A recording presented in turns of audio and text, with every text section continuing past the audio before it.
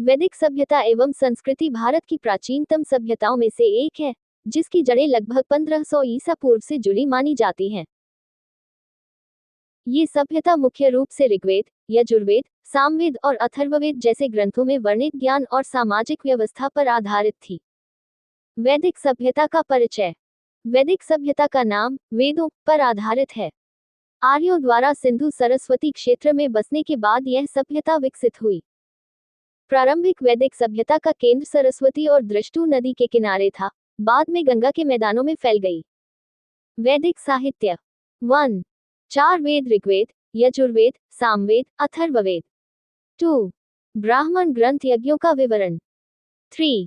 आरण्यक जंगलों में ध्यान व ज्ञान। 4. उपनिषद आध्यात्मिक ज्ञान और दर्शन। राजनीतिक व्यवस्था। राजा समुदाय का प्रमुख होता था, परंतु निरंकुश नहीं। सभा और समिति जैसे जनसंगठन होते थे जो शासन में भाग लेते थे। उत्तर वैदिक काल में राजशक्ति मजबूत हुई। आर्थिक जीवन। गाय को संपत्ति और समृद्धि का प्रतीक माना जाता था। कृषि, पशुपालन, यज्ञ और व्यापार मुख्य कार्य थे। सिक्कों का प्रचलन नहीं था, लेन देन वस्तु विनिमय द्वारा होता था। सामाजिक व्यवस्था।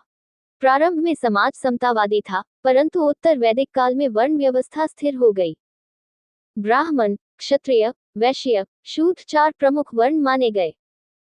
स्त्रियों को शिक्षा और यज्ञ में भाग लेने का अधिकार था, जो बाद में घटता गया। धार्मिक जीवन।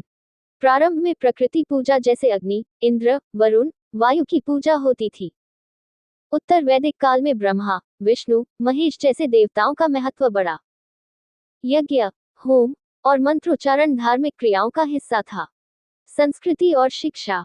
गुरुकुल प्रणाली के अंतर्गत शिक्षा दी जाती थी। वेदों के अध्ययन को सर्वोच्च ज्ञान माना जाता था। संगीत, नृत्य और काव्य का आरंभिक स्वरूप विकसित हुआ। वैदिक सभ्यता की विशेषताएं। 1. धार्मिकता और आध्यात्मिकता पर आधारित जीवन। 2. गुरुकुल प्रणाली से शिक्षित समाज। 3. संगठनात्मक समाज व्यवस्था। 4. प्रकृति के प्रति सम्मान और यज्ञ परंपरा। अगर आप चाहें तो मैं इसका power point, YouTube video script या PDF नोट्स भी बना सकता हूं, बस बताइए।